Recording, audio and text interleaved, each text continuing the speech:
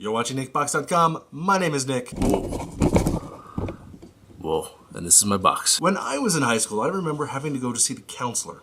And the counselor was supposed to help me decide what I wanted to do with the rest of my life. What was my dream job? This is a troubling question because what do you want to do with the rest of your life? I mean, what if you get it wrong? I mean, if you make the wrong choice, then you're stuck doing that. Like it or not, that's what you're doing.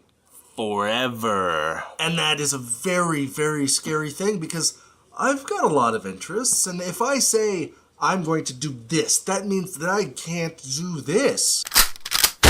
Okay, that was the sound of me shooting myself in the foot because it's 17 years later and I'm not doing the things that I wanted to do. The things that I do remember are stuff like I wanted to be an astronaut. I wanted to go up into space.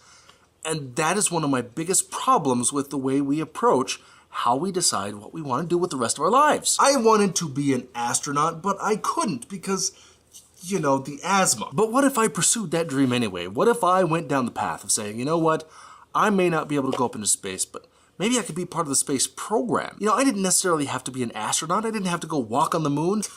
Although that would be pretty awesome. My senior year of high school, I fell in love with music. I went to college for music and realized that I did not have the talent or the knowledge to continue on with that degree program. Which is not true. I just didn't try hard enough. I was honestly not ready for college, but because of the lottery scholarship, I was kind of stuck because that was going to pay my way. But therein lies the problem. That is saying, if you make a choice right out of high school, that is what you're going to do for the rest of your life. You kind of do get stuck doing what you're doing, but at the same time, that doesn't mean you have to stop doing the things that you love doing. You don't have to stop learning and being interested, being engaged. Unless, of course, you are engaged to a fiancé, in which case you kind of have to stop that at some point. And I'm starting to realize that although I do love computers and I love computer science, that may not be my passion. But I can always shift directions and go somewhere else. And that's my biggest point, is that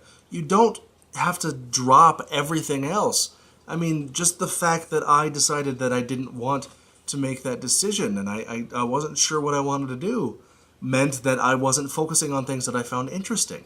And because of that, I failed. I did not do well in college. But I have an opportunity to go back now, so, you know, there's always time. And you don't have to give up one thing for something else. You just have to do what you love. Do what you find interesting. And that's not just one thing and that's it. Life is a journey. And if you get too focused on the path that you're on, you may do well in that path, but you might miss out on everything else that is going on. Don't limit yourself. Do what you find interesting right now. Study the things that fascinate you and the things that you want to learn more about. Because ultimately, that's what's going to make you a better person, and that's what's going to help you find the direction that you want to take with the rest of your life. Not necessarily the job or the career, but it might lead to something more than you ever realized. It might lead you to something that doesn't even exist yet. As always, thanks for watching, and thanks for being awesome.